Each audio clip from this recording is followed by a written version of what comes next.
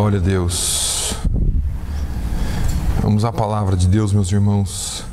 Abra suas Bíblias, por favor, em Lucas. Lucas capítulo 10. Apesar de ser Dia das Mães, seria muito programado se eu falasse sobre mães, né? Então não vou falar sobre mães, não. Lucas capítulo 10. Nós vamos falar sobre algo que eu já falei aqui várias vezes, mas eu quero que você mantenha a sua Bíblia aberta lá no capítulo 10 e no versículo 25 em diante. Durante essa semana eu recebi uma música, um irmão meu me mandou uma música pelo telefone, e eu, ouvindo essa música, falou tanto comigo, mexeu tanto comigo. Eu queria até cantar essa música, mas não tenho voz para isso. Então, não tem voz não, irmão, o negócio é alto. Então, agora sim. Irmão Manuel ajuda, é outra história. E aí, falou bastante no meu coração, e eu fiquei durante a semana toda com essa palavra em mim. Então eu queria compartilhar com os irmãos a parábola do bom samaritano. Todos nós conhecemos ela aqui. Talvez não tenha nada de novo para se falar dela, mas o Espírito Santo ele faz do jeito que ele quer, né? Nós sempre chegamos aqui à igreja, principalmente aos domingos, e eu sei que todos nós viemos aqui para adorar a Deus. E todos nós viemos aqui sempre na esperança e buscando uma palavra de Deus para que a gente possa se fortalecer, para que a gente vá para casa mais fortalecido e passe a semana fortalecido. Então, Deus sabe como cada um chegou aqui hoje. E Deus sabe como que está o coração de cada um aqui hoje. E enquanto eu disse para os irmãos, eu ouvi essa música nessa semana, Deus colocou o desejo no meu coração de falar sobre essa parábola. Eu sempre falo para os irmãos que eu procuro trazer aqui alguns aspectos importantes de uma palavra a fim de edificar o corpo de Cristo, porque essa é a visão e essa é a missão. E todos nós conhecemos bem esta palavra. Como eu disse, talvez não tenha nada de novo para a gente extrair daqui, mas é a palavra de Deus. Agora, essa parábola ela começa bem interessante, porque Jesus ele é questionado, daqui a pouco a gente pode até ler, mas Jesus é questionado por um doutor da lei, como que ele faria para herdar a vida eterna. É interessante que como a Bíblia mostra pessoas que conhecem a palavra de Deus, assim como aquele moço rico, conhecendo a palavra de Deus, sabendo o que fazer, vem com esse tipo de pergunta para Jesus. Jesus, como que eu faço para entrar no céu? Como que eu faço para herdar a vida eterna? É interessante nós vermos isso na Bíblia, porque parece que hoje não é diferente. Pessoas dentro da igreja têm a mesma questão. Às vezes a pessoa vem para a igreja todo domingo, é um crente talvez assíduo, fiel, mas ainda tem dúvidas no seu coração de se ser salvo ou não. Nós temos que ter a certeza de que nós somos salvos. Então, Jesus ele trabalhava de uma forma surpreendente. Jesus não responde para o homem como herdar a vida eterna. Ele devolve a pergunta para o homem. O que é que a Bíblia diz? O que a lei fala? Porque algumas vezes nós conhecemos a palavra, mas nós precisamos pensar nela e meditar nela. Não é viver só de superficialidade. Então eu venho na igreja domingo, ouço a palavra, mas aquilo é bem superficial para mim. Eu não entro na palavra de Deus, eu não pesquiso, eu não busco, eu não medito nela como deveria meditar. E aí Jesus faz essa pergunta de volta para ele. O que é que a lei diz? O que é que está escrito? Como fala lá? E aí o homem responde, porque ele conhecia muito bem a lei. Ele era um doutor da lei, irmãos, não era um homem qualquer. Era alguém que estudava a lei. E ele responde: amarás ao Senhor teu Deus de todo o teu coração, e de toda a tua alma, e de todas as tuas forças, e de todo o teu entendimento, e ao teu próximo como a ti mesmo. Esta foi a resposta que Jesus esperava.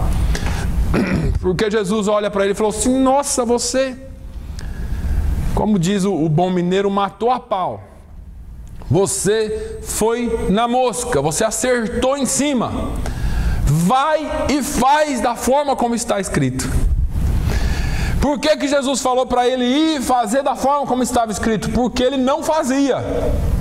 Apesar de conhecer, ele não fazia como estava escrito.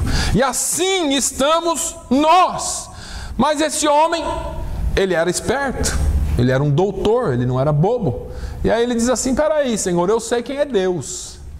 Deus eu sei que é Jeová, Jeová Jireh, Jeová Rafá, Jeová Nissim. Ele eu sei que a gente tem que amar de todo o coração. Eu estou aqui parafraseando, né?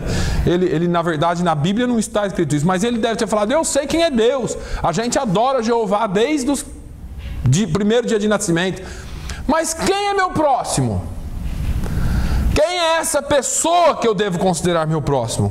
E aí Jesus então ilustra esse ensinamento com uma das parábolas mais lindas e mais conhecidas de toda a Bíblia. Jesus ilustra aqui a vida cristã em poucas palavras, mas da forma que ela deve ser vivida, não da forma como muitas vezes nós vivemos. E ela foi tão bem explicada aqui por Jesus que fica difícil até da gente falar muito em cima dela, mas eu quero falar algumas coisas sobre essa palavra que Jesus deixou como orientação e como instrução para nós. Eu já preguei sobre essa palavra aqui, mas eu quero que você preste atenção, porque apesar de nós sabermos a palavra como aquele doutor sabia, parece que precisamos ser constantemente relembrados sobre como viver a vida cristã. Um dia, Jesus começa: um certo homem foi assaltado. Os salteadores o atacaram porque ele descia de Jerusalém para Jericó. Isso é o que Jesus disse. Descia um homem de Jerusalém para Jericó e caiu nas mãos dos salteadores, os quais o despojaram e, espancando-o, se retiraram, deixando-o meio morto. Esses homens o atacaram, e aí Jesus usa essa figura desse homem aqui, de um sujeito que viajava e foi assaltado. E quando esse homem foi assaltado, os bandidos tomaram tudo que ele tinha, o despojaram. E como se não bastasse, o espancaram, o deixando à beira da morte, meio morto. Ficou lá estendido. A nossa caminhada na terra, ela é uma viagem, é uma passagem. Nós estamos de passagem. Jesus fala em João 10:10 que o ladrão veio senão para matar, roubar e destruir. Nesta viagem que nós estamos passando, nós precisamos estar atentos, porque o inimigo, ou o ladrão aqui, figura o inimigo das nossas almas, que durante a nossa viagem ele tenta a mesma coisa contra as nossas vidas: matar, roubar e destruir. Jesus, ele faz essa ilustração e nós precisamos estar atentos. Pedro fala na sua primeira carta, no versículo 5, no capítulo 5, versículo 8, ele diz: sede sóbrios, vigiai, porque o diabo, vosso adversário, anda em derredor, bramando como leão, buscando a quem possa tragar. O diabo não brinca de ser diabo. Eu sempre converso com a minha esposa, sempre falamos bastante sobre as coisas de Deus, e nós temos um dia desses aí a gente estava falando, e eu me lembro que eu falei para ela: a igreja está brincando de ser igreja. Satanás não brinca de ser Satanás. Ele é o inimigo das nossas almas. Ele passa 25 horas por dia, se é que eu posso dizer assim, tramando um jeito de te pegar, de te derrubar em qualquer área da sua vida. Nós não podemos nos dar ao luxo de viver uma vida de qualquer forma. Nós precisamos estar sempre atentos, porque o nosso inimigo está sempre ao derredor. O importante de nós sabermos e lembrarmos é que a Bíblia diz que o anjo do Senhor acampa-se ao redor daqueles que o temem e os livra. O inimigo, ele está sempre à volta, um pouco mais distante, tentando de qualquer forma achar uma brecha onde ele possa entrar. E isso depende de nós. O que me chama a atenção aqui nessa parábola é que Jesus está falando a um crente. Irmãos, doutor da lei, ele era um fariseu do judaísmo, e a seita dos fariseus era uma seita que era a mais estrita com a lei. Tudo que a lei dizia eles sabiam e praticavam ao pé da letra ou não. Faziam, aparentemente eles praticavam. Agora, veja que esse homem ele conhecia muito bem a lei, e da mesma forma Jesus está falando conosco hoje.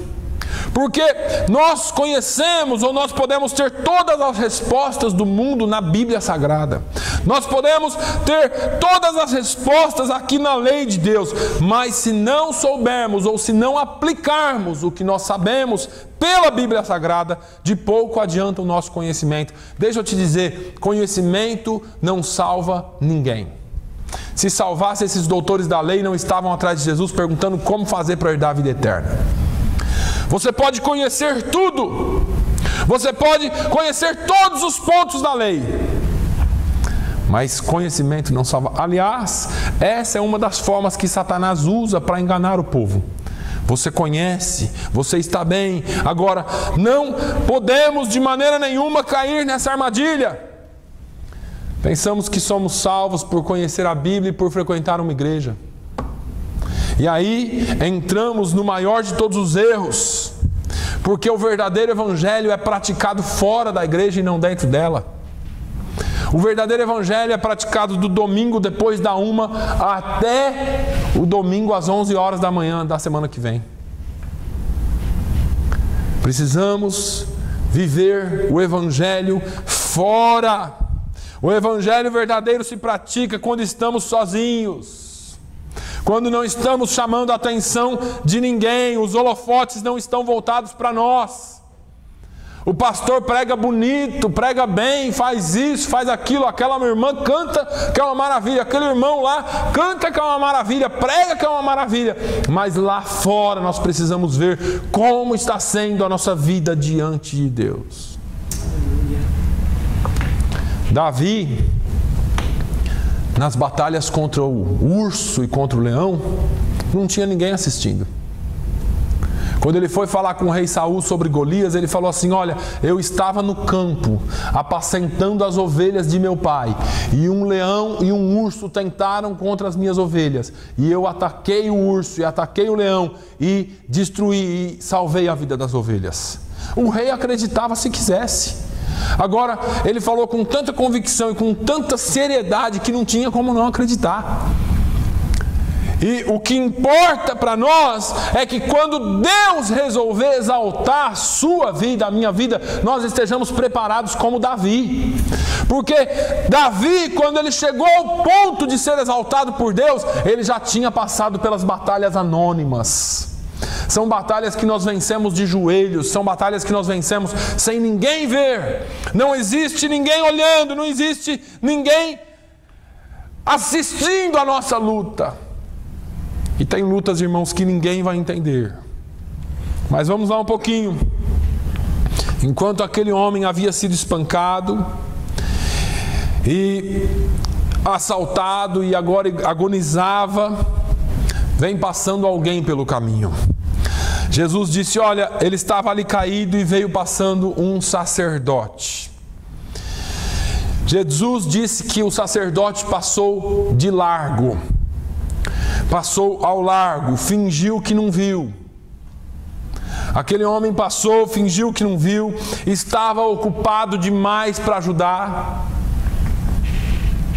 Estava com pressa, não tinha muito tempo naquela hora.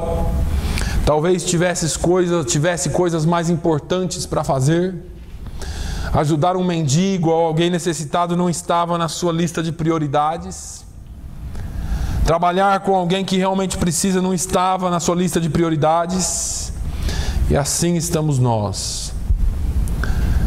Muitas vezes as nossas ocupações, e eu sempre falo isso aqui, as nossas ocupações nos tomam tanto tempo que não temos tempo para fazer o que Jesus nos mandou fazer.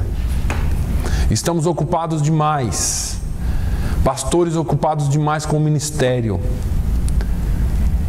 crentes ocupados demais com seus afazeres, e nós nos embaraçamos com as coisas dessa vida e não atendemos o necessitado, não atendemos aquele que clama, usamos as mais variadas desculpas e deixamos aqueles que precisam de ajuda de lado. A igreja do Senhor está com um problema sério. A igreja do Senhor está vivendo um problema sério. Aquele sacerdote não estava com pressa, ele não estava meio cego, ele não tinha outras prioridades. Faltava uma coisa: faltava amor. Veja que ele não tinha amor suficiente para parar. Ele não tinha amor suficiente para estender a mão. Ele tinha um bom emprego. Ele não precisava de dinheiro. Ele tinha um bom emprego. Ele não havia escolhido aquela vida para ele. Ele havia nascido numa família de linhagem sacerdotal. Ele não gostava muito daquilo, mas ele tinha aprendido aquilo desde criança. E ele sabia que ele precisava cumprir as coisas de acordo com o rito. Mas faltava amor pelas almas. Porque o chamado de Deus para nós é pelo amor que nós temos. Quando Deus chama para nós fazermos aquilo que Ele mandou. Mas, de alguma forma, nós estamos vivendo a mesma inércia nos dias de hoje. Nos falta amor pelas almas, nos falta amor pelas vidas. A igreja tem vivido tempos de frieza espiritual e frieza de amor para com o próximo. Eu acho que eu já falei aqui há poucos anos atrás, um pastor muito famoso. Eu não conheço esse pastor pessoalmente, mas já tive algumas aulas em vídeo com ele, num dos cursos que eu faço. Ele foi mandado para assumir uma importante igreja aqui nos Estados Unidos, uma igreja grande. E ele decidiu que ele iria fazer um teste com essa igreja. No dia que ele iria assumir a igreja, ele chegou bem cedo, vestido de mendigo, e ficou na porta da igreja. E as pessoas começaram a chegar e olhavam para ele, entravam, olhavam para ele, entravam, olhavam para ele, entravam. Ninguém parou para oferecer uma mão, para oferecer um copo d'água, para oferecer uma ajuda, perguntando se ele queria entrar. E quando todo mundo havia entrado, ele tentou entrar na igreja e um diácono robusto, forte, desses truculentos, deu uma olhada assim, tipo, ameaçadora para ele: o que você vai fazer aqui? Aqui não tem lugar para você. Mas ele entrou e sentou num cantinho lá, e só o pastor que iria dar a posse para ele sabia disso tudo. E quando o pastor chama o novo pastor para assumir a igreja, ele sai lá do meio da multidão e vem o mendigo assumir a igreja.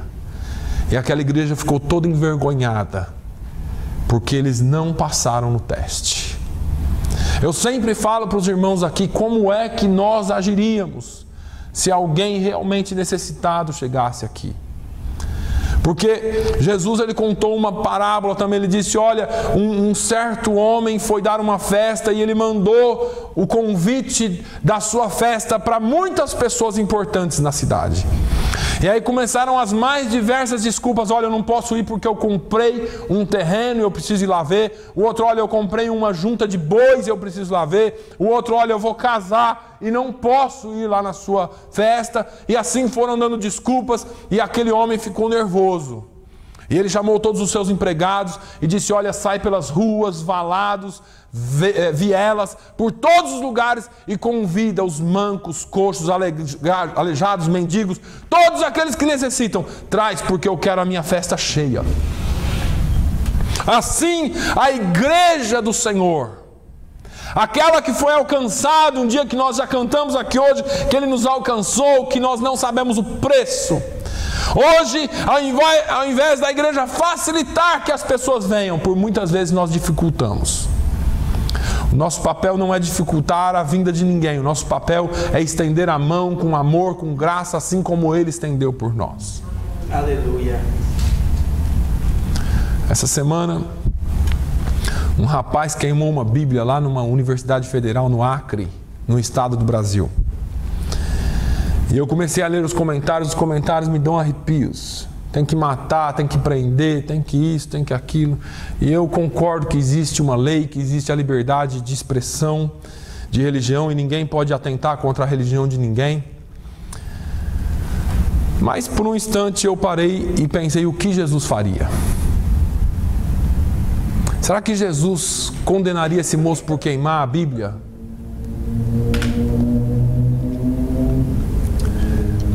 E eu escrevi lá, disse assim: eu convocaria todos os cristãos para orarem pela salvação dele. Em 8 horas eu tinha mais de 5.000 respostas. Gente querendo me matar e gente querendo me colocar no pedestal. Mas é assim que a igreja está. A igreja não tem mais mão para estender, para reconhecer, para aceitar. Jesus, quando estava na cruz, ele fez só uma oração: Pai, perdoa-lhes, porque eles não sabem o que fazem. Jesus não estava falando que eles não sabiam que estavam matando, eles sabiam que estavam matando. Jesus está falando de uma ignorância espiritual que tem atingido a muitos e que a igreja não entende isso. Inclusive a igreja está sendo atingida por isso. Porque nós estamos sendo regidos por leis e esquecemos que a maior lei de todas é o amor. Esse homem não tinha amor para com essas vidas.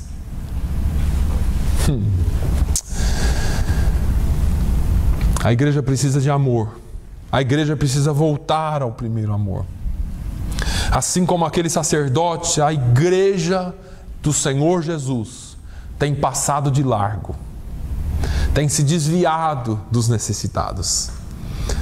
Nós pertencemos a um grupo seleto, a um clube, família.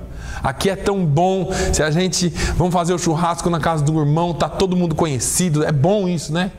Chegar um estranho já fica um clima, né? Porque ninguém sabe o que falar, então deixa esses estranhos de lado. Vamos manter só nós mesmos aqui. Afinal de contas, nós já somos salvos.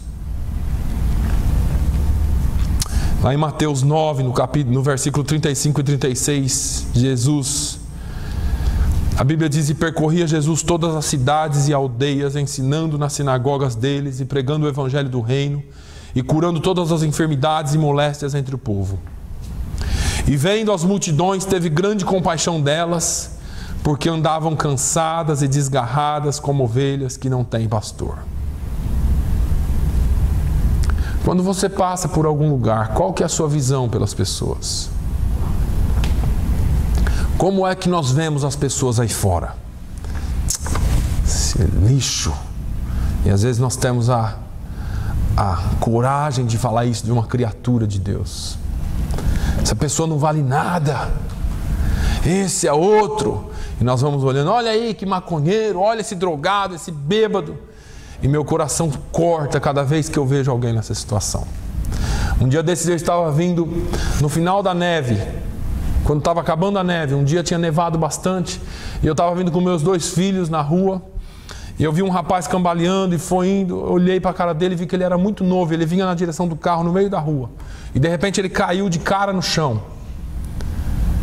E aí ele se levantou, tentou se levantar, rolou de novo, caiu numa poça d'água. E eu parei o carro no meio da rua para que ninguém atropelasse ele. E eu fui descendo e meus filhos falaram: o que você vai fazer, pai? Eu falei: vou ajudar ele. Alguém precisa ajudar esse moço. E eu cheguei perto dele, ele estava meio agressivo. Mas eu falei: não, eu só estou aqui para te ajudar. Ele falou: não chama a polícia. Eu falei: não vim aqui chamar a polícia, eu vim aqui te ajudar. Eu falei: onde você mora? Eu moro aqui na rua de trás. Eu falei: você quer que eu te leve lá? Não, só me põe na calçada em pé, que eu consigo chegar lá. E eu coloquei ele na beira da calçada, onde ele colocava a mão na parede. Ele foi indo, ele morava 2 ou 3 casas adiante. E aquilo eu não consegui resistir. Porque onde é que está a igreja? Eu sei que sempre vão ter pessoas assim. A igreja trabalhando ou não, mas a igreja se acomodou de tal forma que Satanás tem escravizado as vidas. E nós estamos dentro das igrejas e o mundo está perdido lá fora. Nos falta o remédio. Nós não temos um remédio. A igreja não tem um remédio. A igreja acha que possui a cura. Nós pensamos porque nós estamos seguros aqui dentro. Mas nós estamos vivendo a maior escassez de cura de todos os tempos. Nós temos muito conhecimento, mas eu me lembro quando eu era criancinha, meu pai me pegava pela mão e falava: vamos para o culto ao ar livre. E o culto ao ar livre era o culto geralmente em uma das praças da cidade que a igreja escolhia, e aquele monte de ignorante para lá. Escuta o que eu estou te falando. Um monte de ignorante, não sabia nem falar, falava tudo errado. Mas quando eles começavam a cantar foi na cruz onde um dia morreu, as pessoas vinham chorando e se dobravam diante do Senhor. Hoje nós falamos bem, falamos 2, 3 idiomas, mas nós não alcançamos almas para Jesus. Nós não temos a cura mais, porque nos falta o amor e nos falta poder. E uma coisa está totalmente relacionada à outra. A igreja quer poder para fazer as coisas. Pastor, quando é que nós vamos ver Jesus levantar um paralítico? Quando é que Jesus vai curar o cego? Quando é que isso? Quando a igreja voltar a ter amor pelas almas. Quando a igreja voltar a ter paixão pelas almas. Nós nunca teremos poder para operar nenhum milagre se nós não amarmos como Jesus amou e como nós devemos amar o próximo. Nós estamos querendo atropelar as coisas, estamos vivendo uma teologia errada. E nós precisamos entender que o maior de todos os milagres ainda é a salvação de almas. Jamais nós vamos atrair pessoas para a igreja se nos faltar o amor. Olhamos as pessoas necessitadas, mas nós não temos coragem de oferecer ajuda. Estamos vivendo um tempo de anestesia dentro da igreja, uma anestesia que atingiu a igreja cristã. Estamos anestesiados, vivemos como robôs. Nós precisamos mudar de direção, mudar as nossas atitudes. Precisamos buscar as coisas de Deus com a motivação correta. Eu tenho algumas perguntas para te fazer. Para que é que nós queremos uma igreja cheia? Por que é que nós queremos mais vidas aqui? Será que é porque quando nós estivermos cantando, mais gente vai estar cantando, então fica bonito, né? Um monte de gente cantando. Será que é porque nós vamos ter mais pessoas para nos relacionar, mais contatos, talvez, mais coisas para fazermos? Qual é a sua motivação? Será que eu e você queremos ver vidas aqui, porque nós sabemos que eles estão indo para o inferno, que nós precisamos trazê-los para a presença de Deus? E vendo as multidões, teve grande compaixão delas, porque andavam cansadas e desgarradas, como ovelhas que não têm pastor. O que é que você vê quando você vê uma multidão perdida? Como é que você olha para eles? O que você vê? O que você sente? Nós precisamos amar o perdido. Nós precisamos amar as pessoas. Precisamos voltar a amar aqueles que estão se perdendo como nosso próximo. Eles são o nosso próximo, mas nós não entendemos assim. Você não está aqui porque você nasceu numa família sacerdotal. Você não está aqui porque você teve um chamado hereditário. Você está aqui porque Deus nos chamou para um sacerdócio santo e real. Ele nos chamou porque nós somos povo dele, adquirido por ele. Ele nos chamou porque ele tem um plano especial de salvação para nós e em nós, para que nós sejamos usados aí fora. Estamos aqui porque ele nos chamou para fazer a sua obra. Não me escolhestes vós a mim, mas eu vos escolhi a vós e vos nomeei para que vades e deis fruto e o vosso fruto permaneça. Irmãos, o Senhor nos chamou para dar frutos e frutos que permaneçam. Agora, em segundo lugar, para a gente não ficar muito atrasado, passou um levita. E esse nome aqui tem me incomodado demais. A moda do momento é ser levita. Agora as pessoas não são mais cantores, não são mais do grupo de louvor. Agora eu sou um levita na igreja. Não, eu sou levita. E levita, eles classificam todos aqueles que cantam aqui são levitas. Agora, o chamado levítico era outra coisa, e era uma família, e isso tinha uma grande responsabilidade lá no Antigo Testamento. As pessoas não, eles querem o nome porque é bonitinho, né? Dá até a impressão que é judeu, assim, aquele negócio, nossa, eu sou levita, só falta colocar uma indumentária. Mas não querem a responsabilidade do chamado levítico. Jesus falou desse levita. Esse levita, que era um daqueles que cuidavam do templo, que era a família destinada a cuidar das coisas de Deus. Esse homem, ele fez a mesma coisa que o sacerdote. Então o problema não estava só aqui no púlpito. Tinha mais alguém envolvido. Eu posso chamá-lo de diácono, de presbítero, posso chamá-lo de alguém que canta, posso dizer que é alguém que limpa a igreja. O levita, ele fazia tudo isso. Posso classificar em qualquer dessas áreas. Mas esse levita, ele também passou de largo.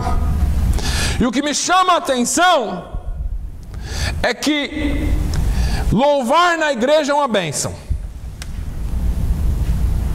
E eu sempre falo aqui, irmãos, nós precisamos prestar atenção no que nós estamos cantando. Porque a gente chega aqui e canta bonito. Sim, eu amo a mensagem da cruz.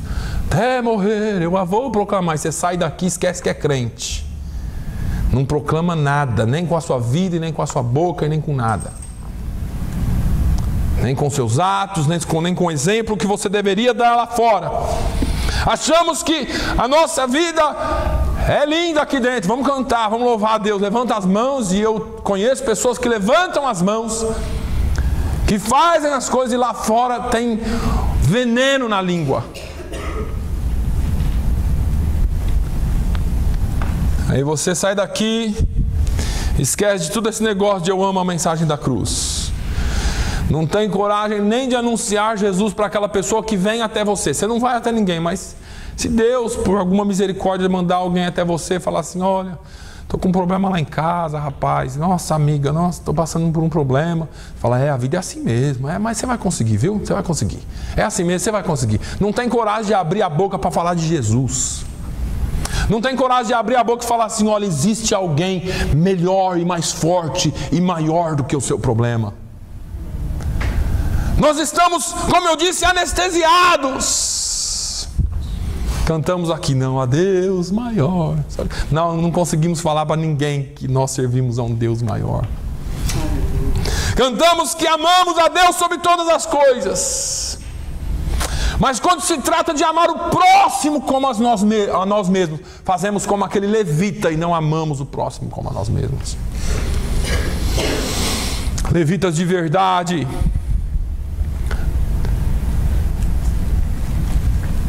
não cobram cachês altíssimos para cantar em igrejas.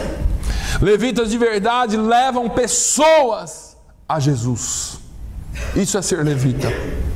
Como aquele levita da parábola de Jesus, assim muitos têm passado de largo, deixado, necessitado, caído, sangrando para morrer. Você vê que a pessoa está morrendo espiritualmente. Você vê que Satanás está sugando todas as forças. E você perdeu o poder de trabalhar com aquela vida.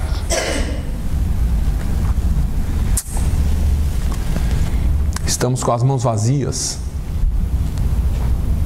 Não temos nada para apresentar diante de Deus. Nós estamos precisando voltar ao primeiro amor. Quando nós abríamos a nossa boca para falar das coisas de Deus. Quando nós abríamos as nossas bocas para anunciar o Evangelho. Talvez você se lembre que você sempre tinha uma palavra de esperança para alguém. Quando essa pessoa te procurava, você tinha uma palavra. As pessoas te procuravam porque elas sabiam que dali ia sair coisa boa. Mas conforme o tempo vai passando, nós fomos ficando frios. Sabemos muito, aplicamos pouco. Deus nos quer de volta ao lugar de onde nós nunca deveríamos ter saído. da simplicidade do Evangelho. Deus nos quer de volta àquele lugar que é chamado de presença dEle. Aquele lugar onde é o centro da vontade dEle. Que lugar que é esse, pastor? Não importa onde você esteja, esse lugar não é um lugar geográfico, esse é um lugar espiritual. Eu estou no parque brincando com os meus filhos, mas se alguém chegar e se aproximar de mim, você tem uma palavra para dar para essa pessoa. Nós não estendemos mais as mãos. Nós precisamos voltar para a presença dEle hoje. Nós precisamos voltar ao primeiro amor hoje. Nós não podemos deixar isso para lá. Nós precisamos copiar ou aprender um pouquinho com esse bom samaritano. A Bíblia diz, Jesus disse que no mesmo lugar passava um samaritano. Olha, Jesus faz questão de dizer que ele era estrangeiro. Ele era de Samaria, ele não era judeu puro, ele era samaritano. Jesus faz questão de dizer que ele não era um dos nossos. Ele não é um dos nossos. Ele é um estranho. Não pertencia ao nosso grupo seleto de pessoas bem-sucedidas ministerialmente. Não é um grande pastor. Era um desconhecido. Jesus não citou a sua religião. Porque esse negócio de religião mexia muito com Jesus. Jesus deixa claro que a religião do momento estava falida. O sacerdote e o levita tinham passado ao largo, ou de largo. Essa religião não está boa. Mas vem um estrangeiro, vem um homem que não tem nada a ver com religião. O judaísmo, aquela religião do momento, pregava algo, mas não vivia o que pregava. Eu estou falando aqui, se vocês virem alguma coincidência do que a gente está vivendo, tá? Vocês pegam para vocês. Meu Deus. Parece que eu vejo a igreja do Senhor assim hoje. Parece que esse homem, sem religião, sem nome, sem título, sem cargo, estrangeiro, diferentemente do sacerdote, diferente do levita, Jesus não disse que ele cantava bem, Jesus não disse que ele pregava bem, Jesus não disse que a oração dele era muito linda, Jesus não faz comentários sobre ele, mas nem menciona se ele sabia fazer alguma coisa direito. Mas Jesus conta essa história de uma forma que eu posso imaginar. Eu imagino um homem vindo na sua cavalgadura. Ao longe, quando ele vê aquele homem, alguma coisa acende nele. E talvez ele comece a pensar o que aconteceu e se apressa para ver o que aconteceu com aquele homem. Um homem com um coração bom, voltado para fazer o bem. Quando ele vê aquele homem moribundo, quando ele vê aquele homem à beira da morte, ele se compadece. E é o que falta em você e em mim hoje, compaixão. Está faltando um pouquinho mais de compaixão na igreja. Esse sentimento que Jesus tinha quando ele via as multidões. Jesus não estava nem aí se ele tinha que alimentar, se ele tinha que dar, se ele tinha que curar. O negócio dele era lá no céu. Ele tinha que falar para aqueles homens aqui que existe o reino de Deus e que Deus vai voltar e que Jesus vai voltar e que Deus vai levar para si um povo especial, zeloso e de boas obras. Aleluia. Entenda uma coisa, aquele homem ele era samaritano. Ele não podia fazer o que ele fez. Tinha um protocolo. Tinha uma coisa a ser feita. Havia uma lei. E tem hora que a gente está do mesmo jeito. Deixa esses americanos aí. Está no país dele, deixa ele se lascar para lá. Deixa esse povo aí. E a gente não tem o amor pela vida. A gente não sabe o que é que a pessoa está passando. Eu não posso por causa disso, eu não posso por causa daquilo. Se eu for lá, o que vão pensar de mim? O que vão falar de mim? Eu ajudando esse senhor, eu ajudando essa mulher, o que é que vão pensar? Meu Deus, eu tenho uma reputação, o que vão pensar de mim se me ver andando com esse sujeito? E a gente fica com o que vão pensar de mim, e nós deveríamos pensar o que é que Deus vai pensar de nós. Eu me lembro do testemunho do cantor e evangelista irmão Lázaro. Ele fala que quando ele aceitou Jesus, ele largou a bebida, largou a maconha, largou a cocaína, largou crack, largou todas as drogas e não conseguia largar o cigarro. Ele conta isso no DVD dele. Ele disse: eu não conseguia largar o cigarro era um negócio que eu não conseguia. E um dia ele ficou tão triste, tão desanimado, que ele chegou no pastor.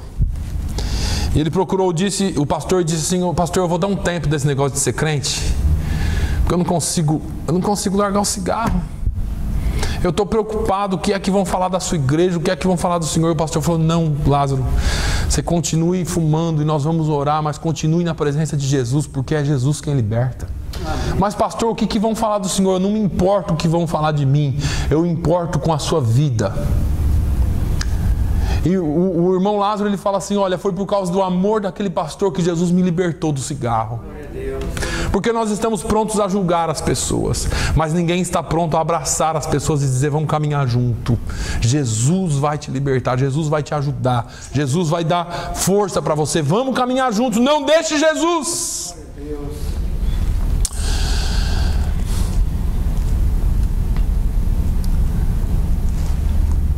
Quando nós temos o amor de Deus, nós estamos prontos a arriscar as nossas vidas e arriscar os nossos ministérios até por amor a alguém.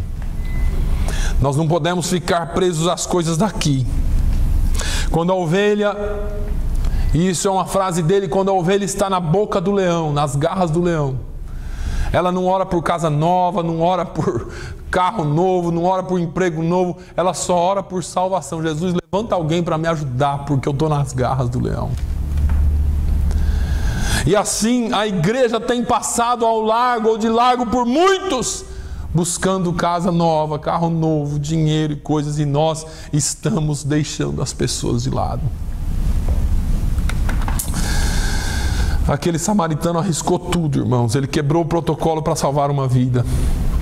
Porque muitos olham para a aparência, muitos querem saber o quanto se pode lucrar, ou o que essa pessoa vai ter para oferecer para mim depois, ou o quanto ela vai dar de dízimo, quanto vai ser a troca.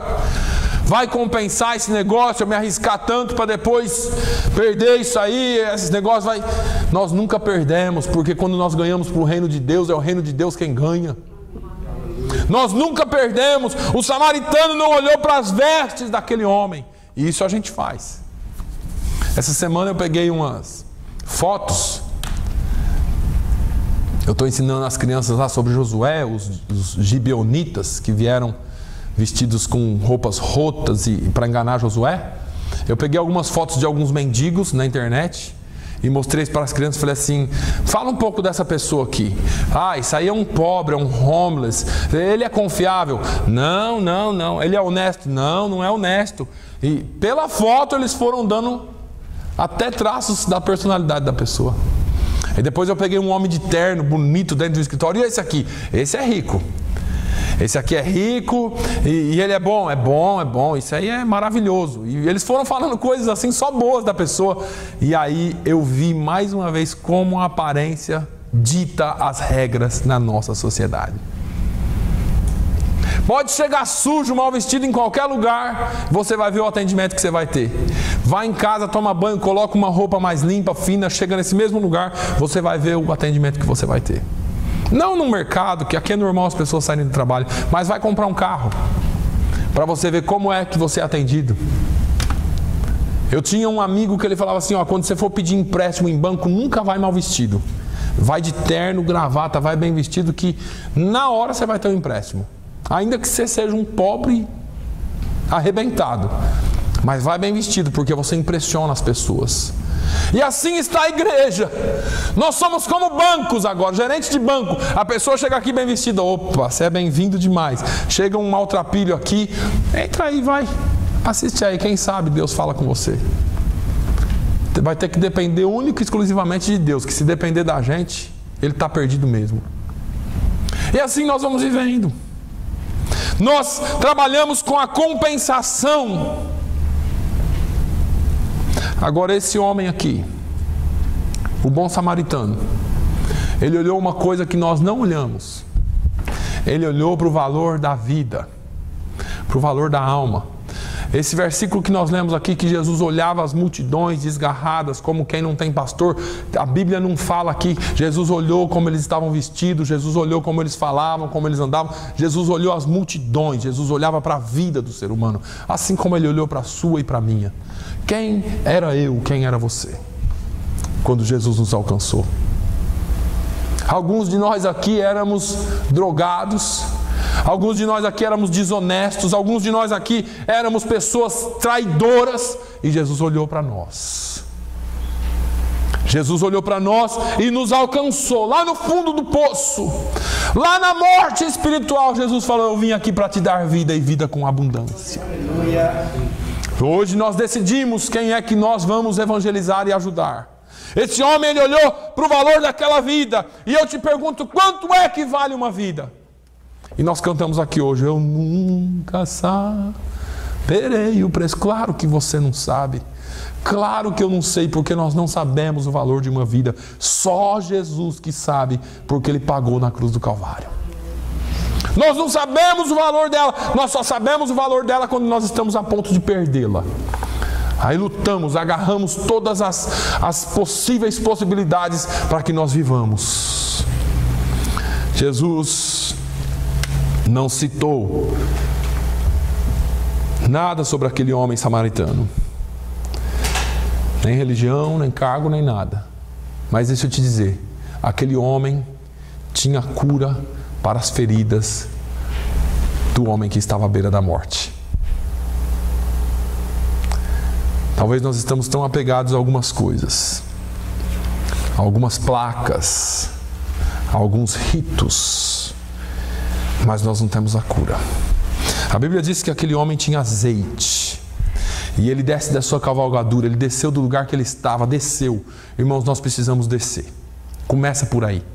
Comece descendo do seu pedestal de crente.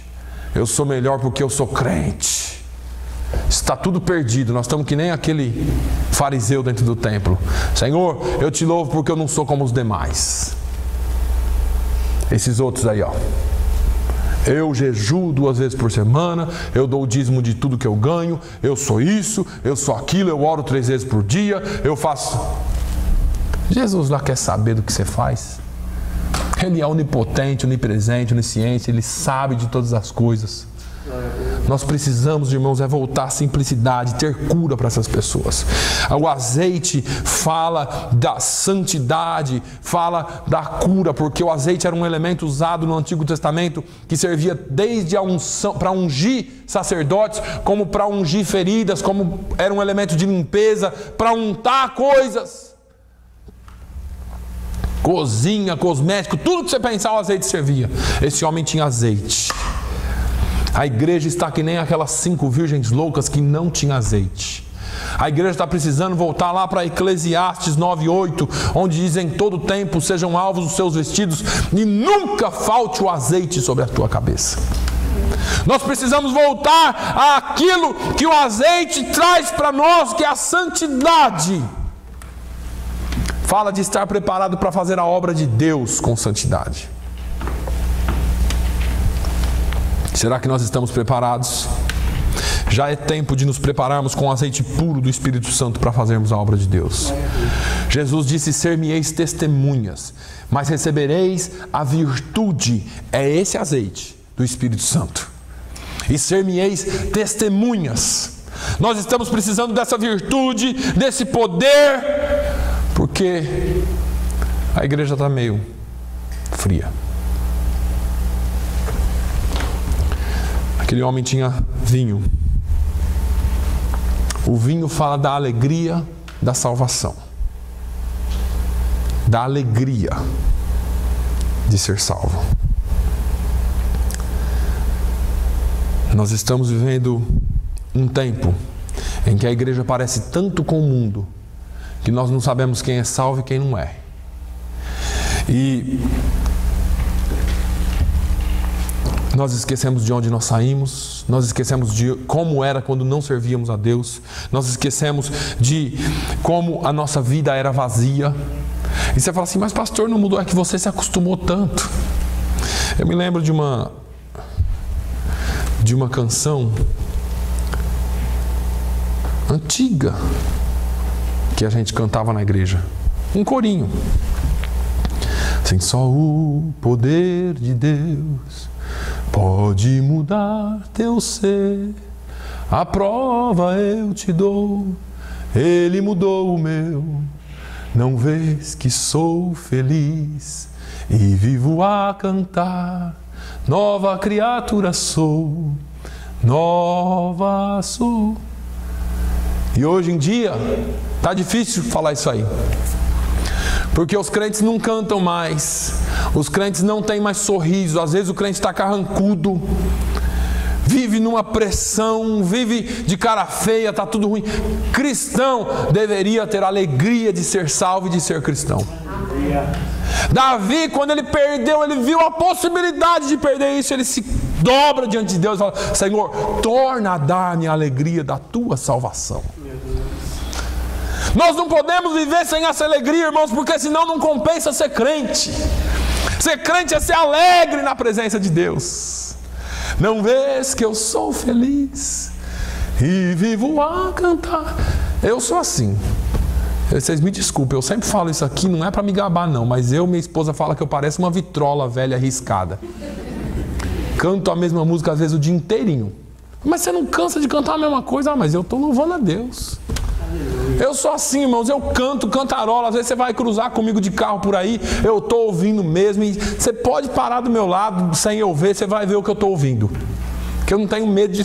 Irmãos, eu adoro a Deus o tempo todo com louvores, porque eu sou feliz de ser cristão. Não tem outro jeito. Se você tem um amor de Deus dentro de você, você tem que expressar isso. E você tem que ter essa alegria. Não é toda vez que encontrei aí, rapaz, está indo. Tá. Chega lá, empurrando com a barriga. Mas só para concluir isso aqui, aquele homem tinha investimento. Porque ele investiu na vida daquele homem. Ele não só usou vinho, não só usou azeite, que eram coisas preciosas, mas ele levou aquele homem para uma hospedaria e ele investiu na vida daquele homem. Ele pagou o que precisava pagar e ele falou, olha, se faltar mais alguma coisa, quando eu voltar eu te pago. Irmãos, nós estamos vivendo um tempo em que as pessoas têm um receio de investir na obra de Deus. E o receio, e eu não estou falando só de investimento financeiro não. Esse homem deixou de fazer o que ele estava fazendo e investiu tempo naquele homem. Ele quebrou a viagem dele, ele parou o que ele estava fazendo para investir tempo naquele homem. Nós precisamos parar um pouquinho do que estamos fazendo para investir na vida de algumas pessoas. Precisamos investir na vida de algumas pessoas, dinheiro, tempo e outras coisas mais. Porque essa foi a ordem de Jesus, ensinando-os a guardar todas as coisas que eu vos tenho ordenado. Isso foi o que Jesus mandou a gente fazer. E para ensinar, às vezes você tem que perder tempo, gastar tempo com as pessoas, dar o exemplo, porque é isso que elas precisam. Mas eu quero que você saiba uma coisa aqui hoje, não saia daqui sem saber disso, pelo amor de Deus. Nós falamos da religião, nós falamos aqui do levita, nós falamos aqui dos adoradores de verdade, nós falamos aqui de pessoas que, de um samaritano sem religião, mas que fez o que precisava ser feito. Mas eu quero falar de uma coisa aqui para você hoje. Eu quero que você saia daqui sabendo o valor que você tem diante de Deus. Porque assim como aquele homem que foi espancado, na figura do samaritano mostra Jesus, que parou tudo o que ele tinha para fazer lá na glória e deu o seu tempo para salvar a humanidade. Você e eu temos um valor diante de Deus. Nós não somos qualquer um. Você pode até ter estado caído à beira do caminho. Satanás pode até ter tentado te destruir e às vezes ele ainda coloca na sua cabeça que você não tem o devido valor. Às vezes ele ainda coloca na sua cabeça, para que ser crente, rapaz? Para que ser crente, mulher? Para que esse negócio todo de crente? Para que esse negócio todo de servir a Deus? Talvez você esteja ferido de morte, mas eu quero que você saiba que o autor da vida está aqui hoje. O autor da vida, diferentemente de nós, ele tem azeite, ele tem vinho e ele tem todo o tempo do mundo para te dar. Se você tem alguma tristeza, se você tem alguma preocupação, se você tem algum estresse, se você está passando por alguma coisa, saiba que Ele está ao seu lado. Ele não te abandona jamais, que Ele é o Senhor da sua vida. Ele cuida de você, Ele quer curar a sua alma. Você tem um valor inestimável para Deus. O seu valor, ele excede ao valor de qualquer joia preciosa. Você é a pessoa e a criação, a mais perfeita criação de Deus. E por isso que Ele te ama tanto e por isso que Satanás te odeia tanto. Satanás vive dizendo para você que não dá. Hoje você veio aqui, o Espírito Santo te trouxe aqui para Jesus te dizer que dá. Que Ele te ama, que Ele te quer bem. Ele pode, quer e vai restaurar tudo que Satanás tentou te roubar um dia, inclusive a alegria da salvação. Ele quer e vai restaurar o poder para a sua igreja trabalhar. Ele quer devolver a cura nas nossas mãos. Basta nós querermos, basta nós buscarmos. Precisamos buscar, irmãos. Fala assim, pastor, se eu não tenho amor pelas almas, o que eu faço? Vamos falar com Jesus. Ele é amor. E se Ele derramar o amor dele nos nossos corações, você sai daqui hoje amando todo mundo, beijando todo mundo por aí. Deixa Jesus entrar em você.